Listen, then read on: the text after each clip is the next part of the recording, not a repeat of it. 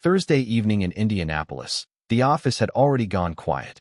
Most of the crew had cleared out, and the only sound left was the low hum of the HVAC above my desk. I was finishing a change order when Jake stepped into my doorway without knocking. He looked different, too careful, too measured.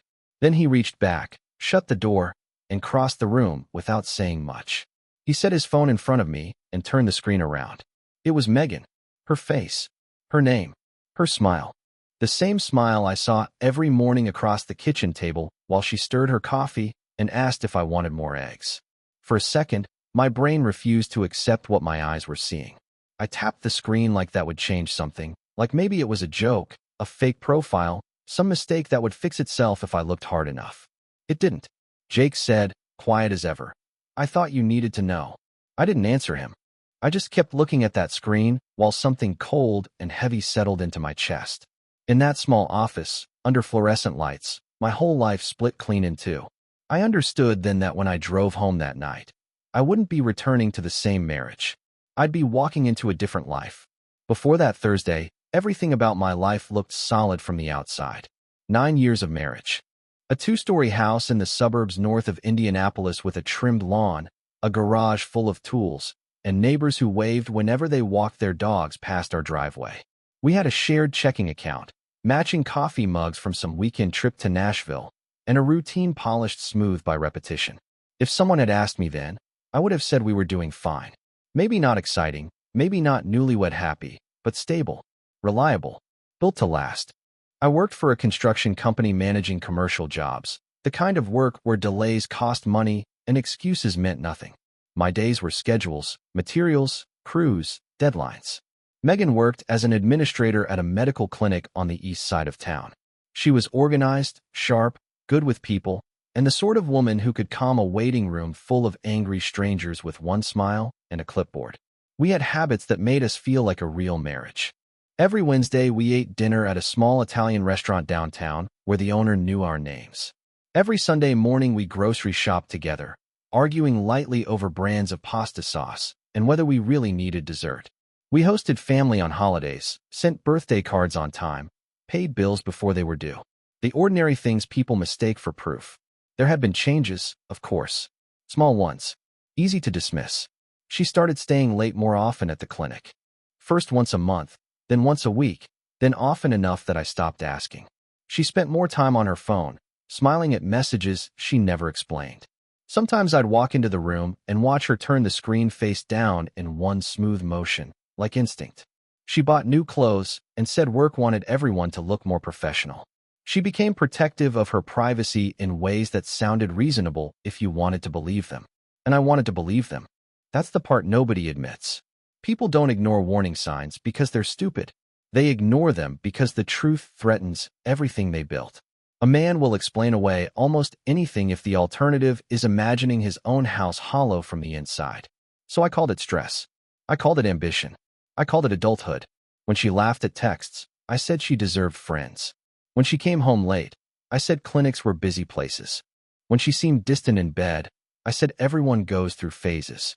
I gave every change a harmless name because harmless names are easier to live with than betrayal. By the time Jake placed that phone on my desk, the facts were already there. I just hadn't been willing to read them.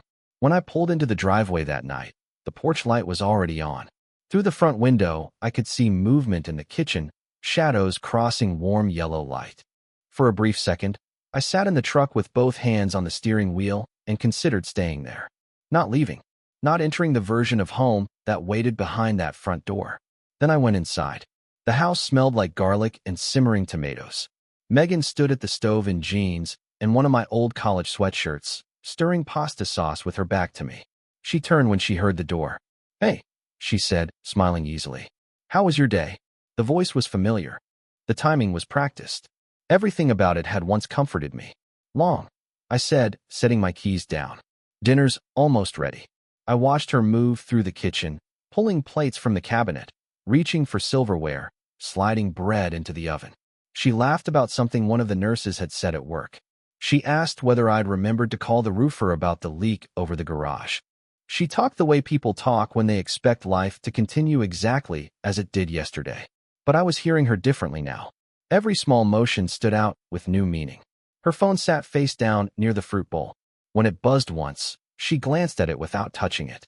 She tucked a strand of hair behind her ear and smiled to herself for half a second before catching me looking.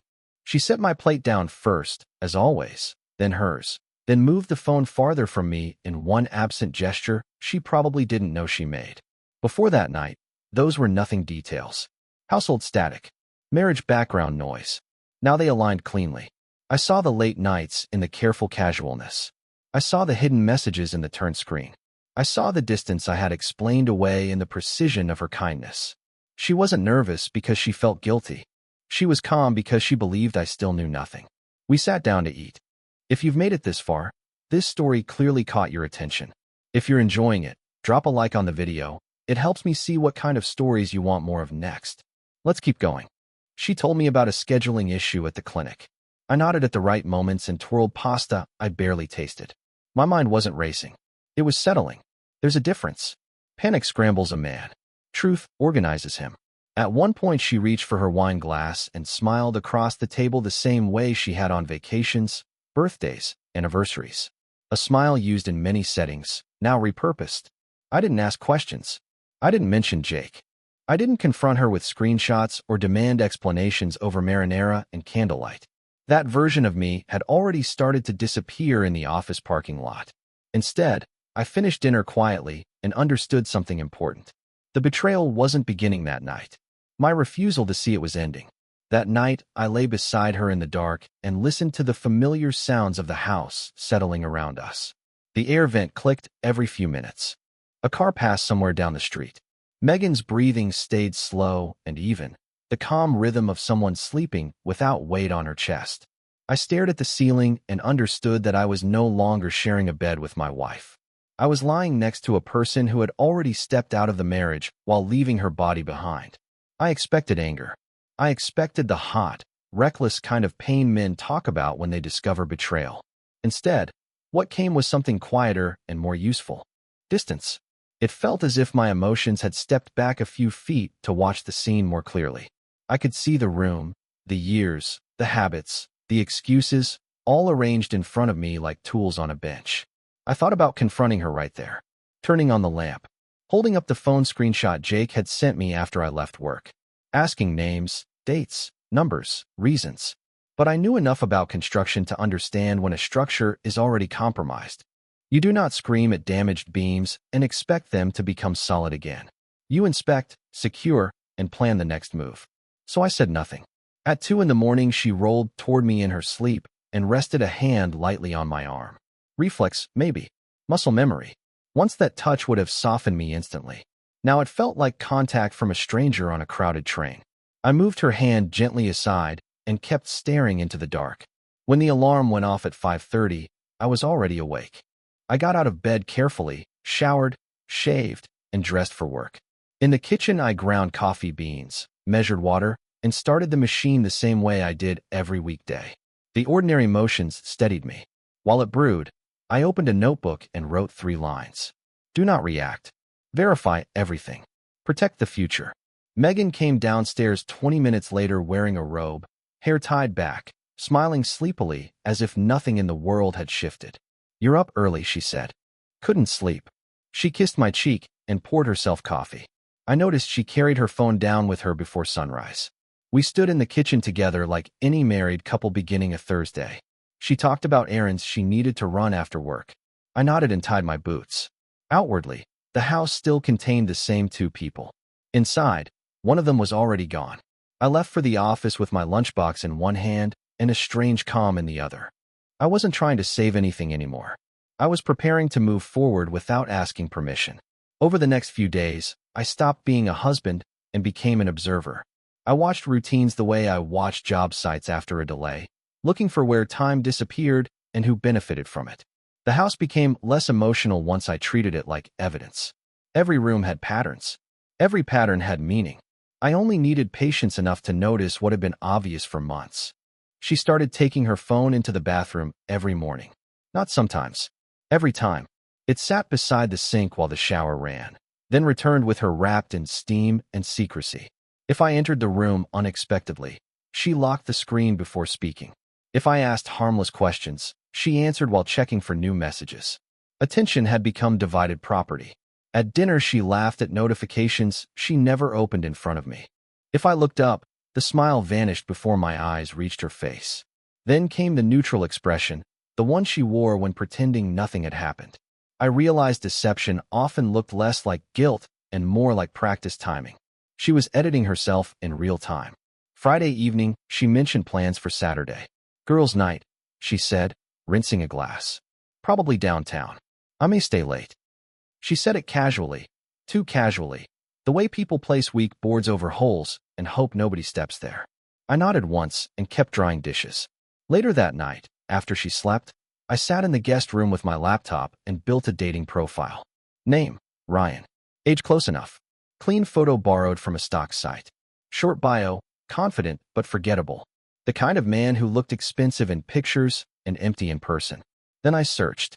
Her profile appeared within minutes. Same smile. Different captions. Newly adventurous. Loves spontaneous nights. Looking for honest connection.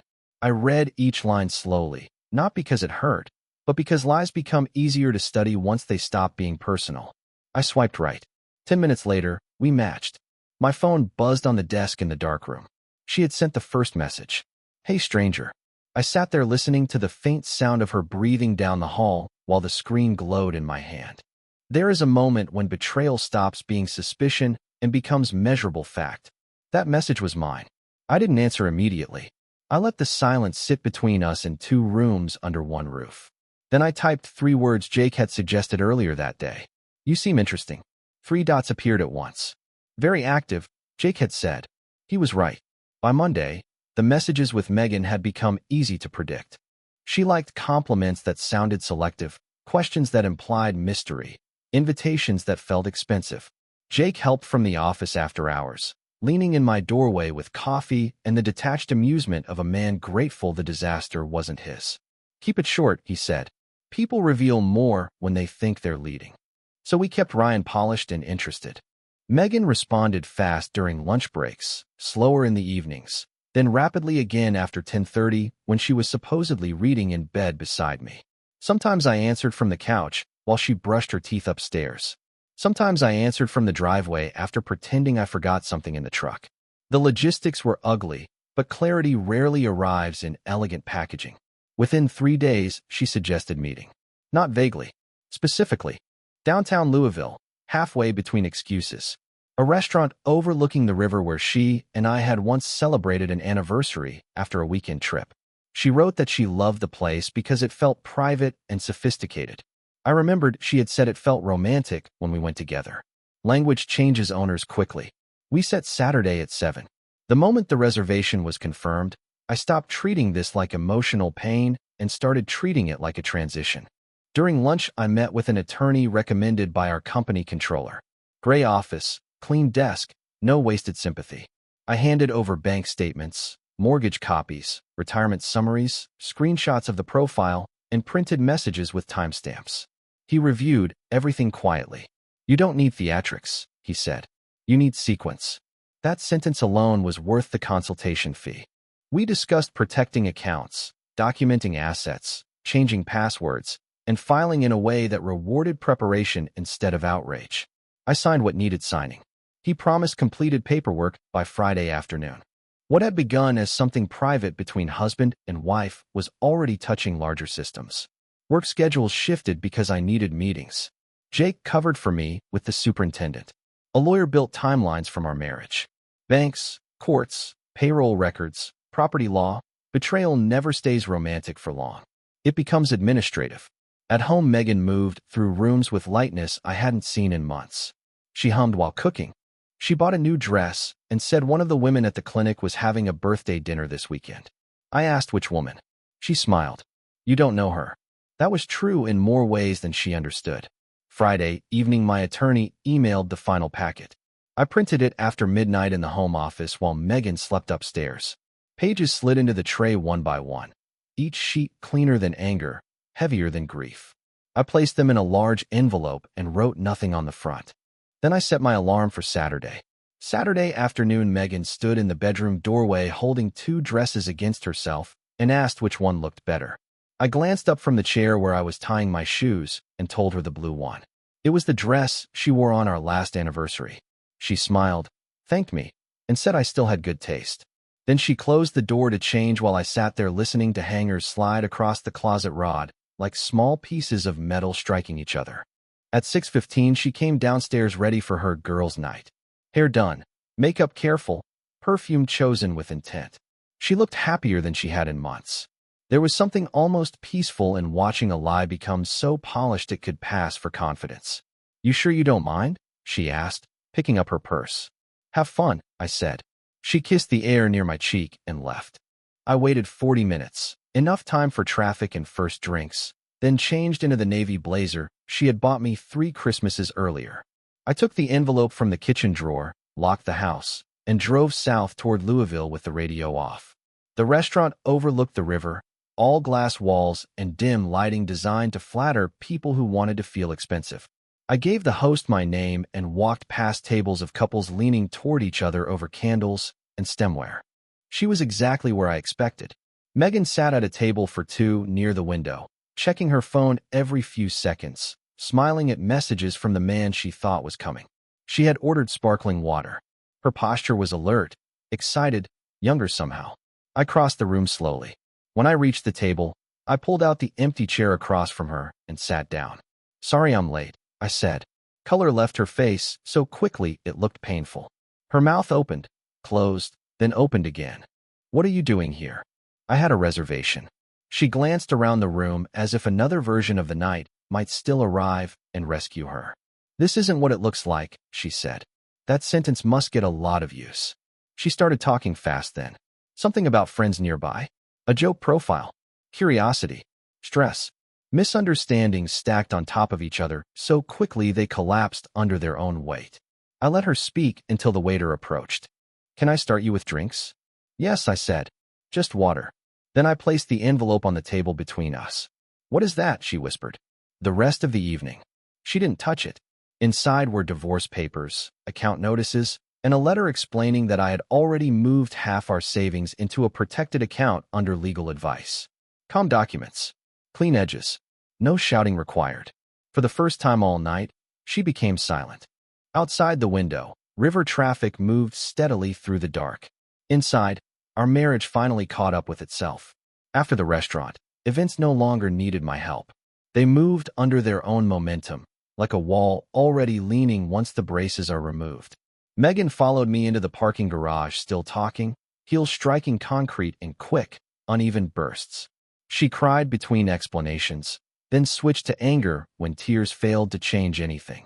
"You humiliated me," she said beside the elevator. "No," I told her. "You arrived there on your own." She rode home in a separate car. I drove north through dark highway miles with the windows cracked and felt something unfamiliar in my chest. Not relief exactly, more like the absence of pressure. By the time I reached the house, my phone was already lighting up. Calls from Megan. Texts from Megan. Long paragraphs arriving faster than I could read them. Some apologetic, some furious, some bargaining with versions of the past that no longer existed. I muted the thread and carried an overnight bag into the guest room where I had already moved half my clothes. The next morning her friends began their work. One text said I had gone too far. Another said private matters should stay private. A third asked how I could be so cold after 9 years together. Interesting how often people confuse consequences with cruelty when they do not have to bear either one. Family followed after that. My mother asked if there was any chance to repair things. Her sister called to say Megan was devastated and not herself. An uncle I barely spoke to suggested all marriages go through rough seasons. Everyone wanted commentary from the man least interested in giving it. I answered almost no one. Meanwhile, the legal process moved with the efficiency emotions never achieve. My attorney filed. Temporary financial arrangements were drafted. Inventory lists were requested. Megan hired counsel 3 days later and moved into her sister's basement apartment with 2 suitcases, several framed photos, and the confidence of someone shocked to discover sympathy had limits. The house changed quickly once silence replaced tension. No television in the background. No second toothbrush on the sink. No perfume drifting from the hallway before work. I could hear the refrigerator hum at night. I could hear my own footsteps crossing hardwood floors. I could hear how much energy had been spent maintaining something already broken. Megan still sent messages at odd hours. Memories. Regrets. Accusations. Sometimes she wrote that I never fought for us. Sometimes she wrote that she missed me. Once she asked if I ever loved her at all. I did not answer that one either. Because love had never been the problem. Love was the reason I ignored what was in front of me for so long. The situation kept finishing itself. Papers advanced. Accounts separated. Stories circulated and lost interest. Even outrage gets tired when it receives no reaction. I went to work each morning, came home each evening, and let the noise burn out without feeding it. The divorce became official on a gray Tuesday morning in a courthouse that smelled like paper, floor polish, and old patience. There was no dramatic final hearing, no speeches, no cinematic ending where one person collapses under the weight of regret. Two attorneys exchanged folders, a clerk verified signatures, and a judge reviewed our file with the detached efficiency of someone who had ended 1,000 marriages before lunch. 9 years of promises were reduced to stamps, initials, and dates entered into a system. Megan sat 3 chairs away from me in a navy blouse I remembered buying for her birthday. She looked smaller than I remembered, not physically, but in presence. Betrayal had once made her seem larger than life in my mind, like some force capable of wrecking everything I built. Across that room, she was only a person who made choices and now had to live inside them. She tried twice to catch my eye. I kept reading the notice board on the wall. When it was done, the judge wished us both luck in separate futures. Strange phrase. Luck had very little to do with any of it. Outside, we stood beneath the courthouse awning while cold rain tapped the sidewalk. Her attorney walked toward the parking lot to take a call. Mine shook my hand and told me to email if any loose ends appeared. Then Megan and I were alone for the first time since the restaurant. I never thought it would end like this, she said. It ended earlier than this. She looked down. Do you hate me? I considered the question honestly. Months earlier, I might have answered with pain disguised as anger. But pain changes once it has room to breathe. No, I said. I hated not seeing the truth. She began to cry quietly, not theatrically, just tired tears from a tired person. I felt no triumph watching it. No revenge. No satisfaction that some balance had been restored. Real life is less dramatic than that. Most consequences arrive quietly. I walked to my truck and drove back to the empty house. Inside, every room echoed a little more than before. The living room still had pale rectangles on the wall where frames once hung. A single lamp stood beside the couch because the second had gone with her. I sat there in the silence and understood the most exhausting part had never been her betrayal. It had been the months, maybe years, I spent carrying evidence I refused to name. Now that burden was gone. The marriage was over. The argument with reality was over too. For the first time in a long while, the quiet in that house felt clean. Evenings without explanations, tension, or the strange loneliness that exists beside another person. I had mistaken company for connection for longer than I care to admit. Sometimes I think about that night in the Louisville restaurant. Not the shock on her face or the envelope on the table. Those details matter less with time. What stays with me is the moment I sat down across from the truth and stopped pretending I was delayed by traffic, confusion, loyalty, or love. I had been arriving late to my own life for years. That night, for the first time, I was on time. That's the end of this story. If you made it all the way here, consider subscribing to stay with us. I've placed a couple of recommended videos on screen for you. Pick one and keep watching. I'll see you in the next story.